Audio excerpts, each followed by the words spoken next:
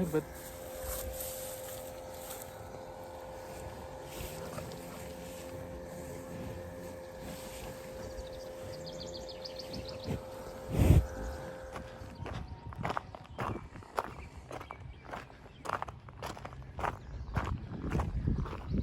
Oh man, there's still so much left to do.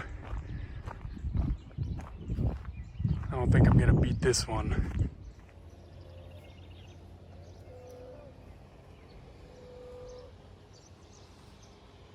Afternoon, everyone.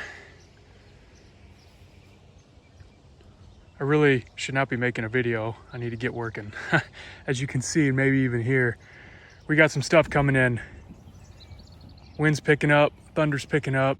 I was down here turning the compost pile. Before we get this 1 to 2 inches of rain coming in, I wanted to pile it up, make it a little bit more of a mound, mix it up.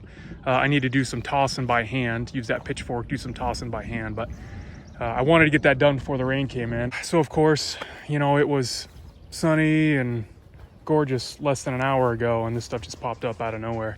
I just wanted to shoot a quick video on, you know, just electric fence and how awesome this portable electric fence is.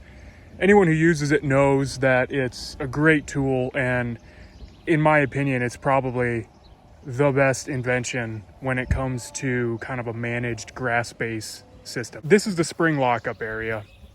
So this is where, again, I had the cows in that late winter, early spring when I was still feeding hay, and I wanted to limit where they could go because the grass was just starting to green up. Wasn't quite ready. I needed to get them off of the pastures.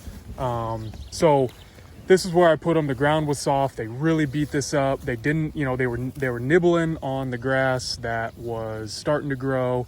You know, it just was an area that I knew wasn't going to get touched for a few months. And we're going on June 10th, I believe. So, you know, that was very early April. So we're at least 60 days. And this stuff has regrown great. There's still some bare spots where the hay that I fed during that time was pretty thick. You can see, so there's a lot of this around here, but they've actually had access to this strip for about the last 20 minutes. So they've actually, you know, they've made a pretty good dent. But yeah, electric fence, you know, the plan was, oh man, I better pick it up here. The plan was when we got to the very west end of this pasture, we were going to go next door to the 4-acre lease. The Red Bull, who you saw, is chilling in his own little grass mansion over there. He came the day before we were going to finish up with this pasture and move next door. I really didn't want to move him next door when he was that new to the herd. He, you know, was still figuring stuff out. So I was able to just bring them back over here into this spring lockup area, and you know, I'm gonna run them through here until we use all this up, and then depending on my work schedule, then I'll go ahead and move them next door to that lease. So that's kind of the point I wanted to make, is that, you know, my work schedule didn't allow me to get them next door, and he showed up. He threw kind of a wrench in my grazing plan. I thought he was going to be here, you know, 3-4 days earlier. So I'm just going to, sorry, just got a text message that we got a big old red cell coming in. So yeah, I'm just going to run them through here. I'm strip grazing them all the way through here. I'm going to get as much as I can, as many days as I can out of this. And then again, depending on my work schedule, if I'm in my 4 days off, then I'll go ahead and move them next door. If not, you know, I'll move them up front to that front pasture and run them through there. But just the fact that I can do this, right? I can give them a small area that hasn't been touched yet. I can manage their grazing. I can slowly work them through this pasture to buy some time for myself, buy some time for the herd. That's all possible because of this electric fence. And it's also possible because these cows respect this electric wire. This stuff's not even charged right now. Again, you saw the new Red Bull. He was kind of doing his own thing over there, and he does that quite a bit. Mama's actually looking for him right now. But, you know, I have elected to turn the fence charger off just in case Mama needs to bust through the fence and get over there, and so he can come and go freely. Now I am going to have to eventually turn that back on so he starts getting trained to the wire, but yeah, the cows respect this stuff. You know, they are not even testing the fence to realize that it's not even turned on. Had this been just an open pasture, had I not had any electric fence, have the cows not been trained to any of this, you know, I would have been scrambling with a brand new calf and one day off work, having to put them next door in an area that I'm, you know, not comfortable doing until I can spend some time around home, if that makes sense. It just made it possible for me to change my plan real quick and put them in an area that will buy me some time. So they've been doing a number on this orchard grass. Sorry, not orchard grass.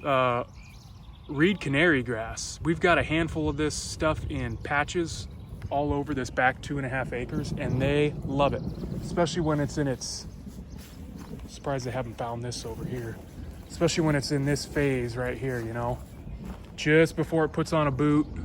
Nice, leafy, lush, soft, starting to fold over. They absolutely attack this stuff. They always like it when they get in a strip that has some of this reed canary grass. I need to get more of this planted.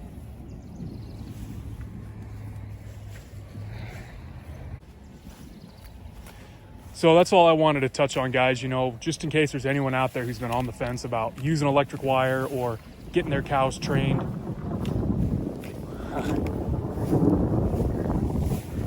Getting their cows trained to electric wire.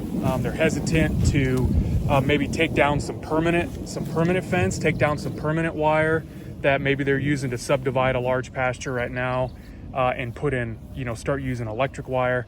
I highly recommend it. And again, I know we're working on a very micro scale here, but just the adaptability and the flexibility that you get out of this stuff has really made a lot of this pretty stress-free for me.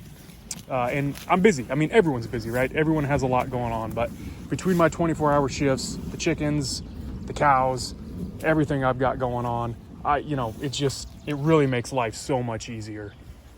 So that's it. Questions, comments, sarcastic remarks, shoot them my way. And good luck, girls.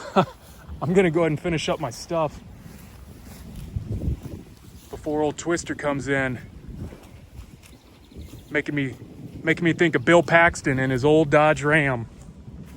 Fun fact about that movie, just in case anyone cares, that was when Dodge unveiled the second generation Ram for that movie. If y'all remember, they had that 8-foot long box 2500 red Dodge Ram. They actually used that movie to basically showcase and announce that new body style, the new second generation Dodge Ram. So a lot of people like to give the first Transformers movie credit for teaming up with an automaker to unveil a new vehicle.